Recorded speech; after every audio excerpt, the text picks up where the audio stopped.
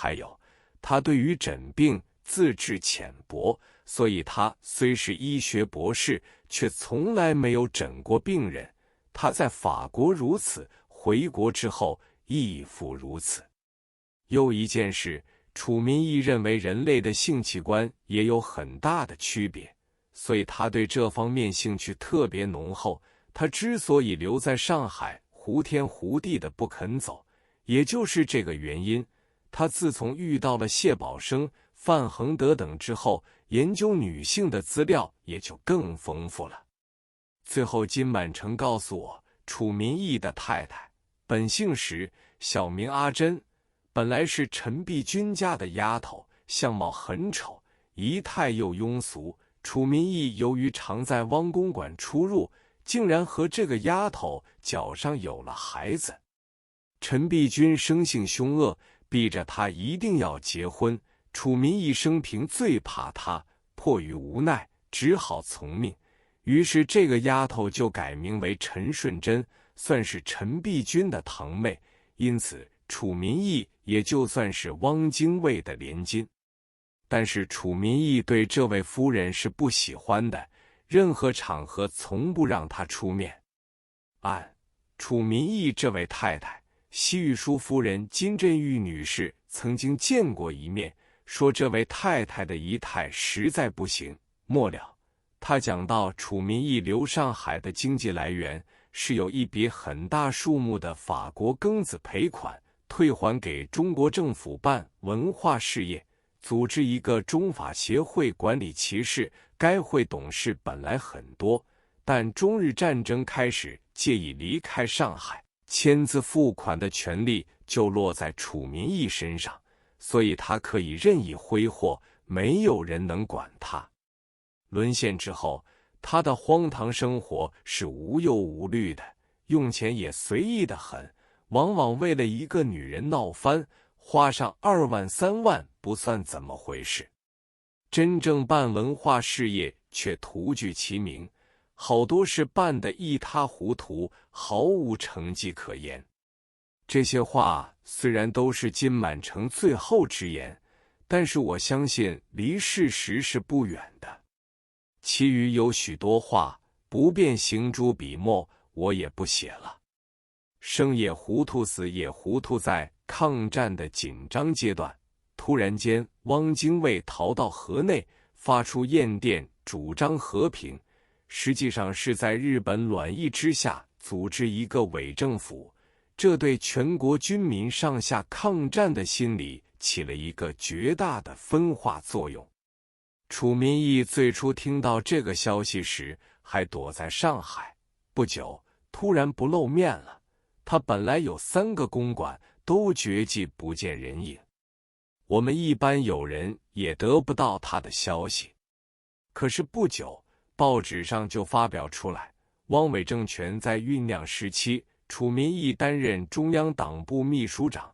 汪伪政权在南京将成立时，他又担任了环都委员会主任委员，此后出任外交部长，做过驻日大使，就这样跟着汪精卫搅了几年。汪精卫原来就是日本人的傀儡，而楚民义更是傀儡中的傀儡。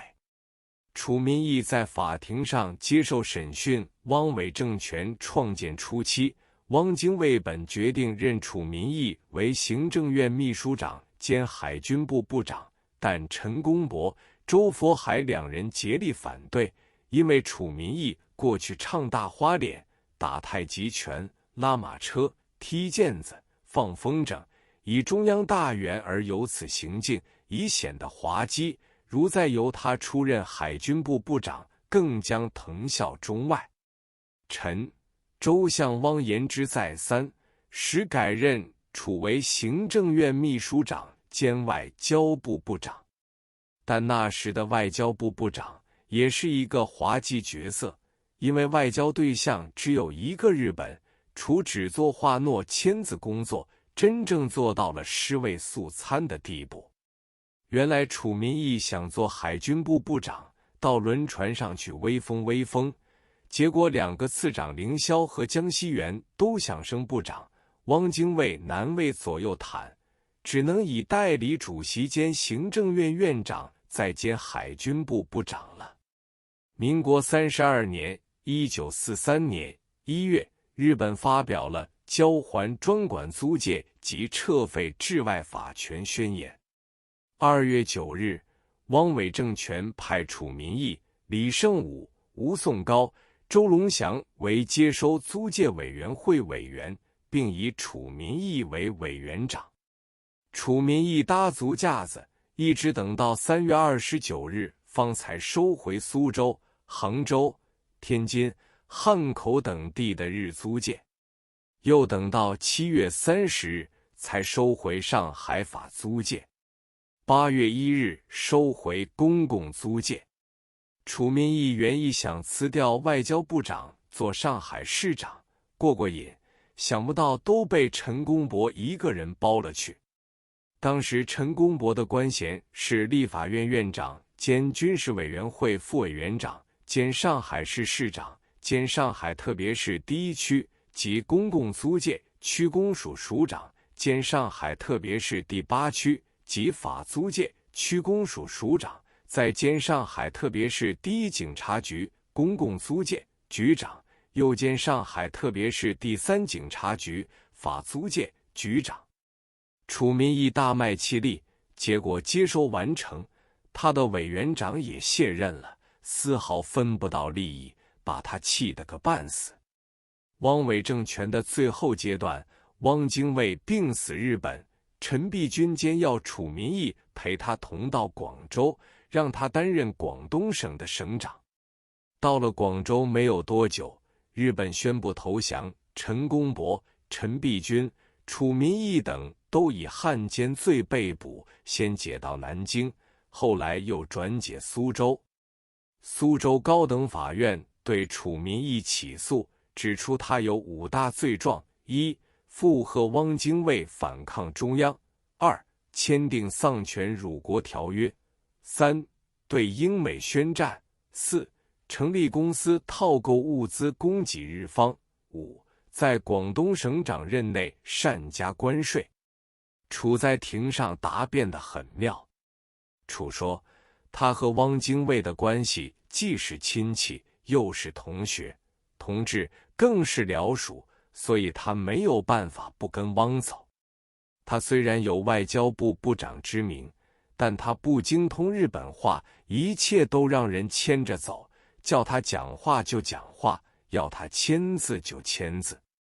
讲到广东省省长，他说一共只做了1月有余，2月不足，什么擅加关税，根本不知道有这么一回事。最可以表白的是他在敌伪时期从未杀过一个人。说了长长一大篇，但这些话丝毫不发生作用，法官仍旧将他判处死刑，定期执行。他的留法同学老友李时增等认为，楚民义虽然附逆有据，但是此人愚中有余，为恶不足，因此为他奔走各方，最后得到最高当局的手令，关于楚民义执行枪决的日期暂行暂缓。李时增等认为，如此一暂缓，有可能改为无期徒刑，可以免楚民义一死了。楚民义一生糊涂，而他的家属更糊涂。他的女儿拿到了这个手令之后，从南京出发赶到苏州，途中竟然把这个手令遗失了。楚民义于民国35年1946年8月某日在苏州被执行死刑。行刑那天，他正领着许多囚犯在打太极拳。此前，他早有楚太极之号，在监狱中仍在叫人打太极拳。此时他知道要执行了，还去和陈璧君诀别。临死以前，忽然很镇定，跟摄影记者们笑着说，这次是最后一次照相了，希望照得好一点。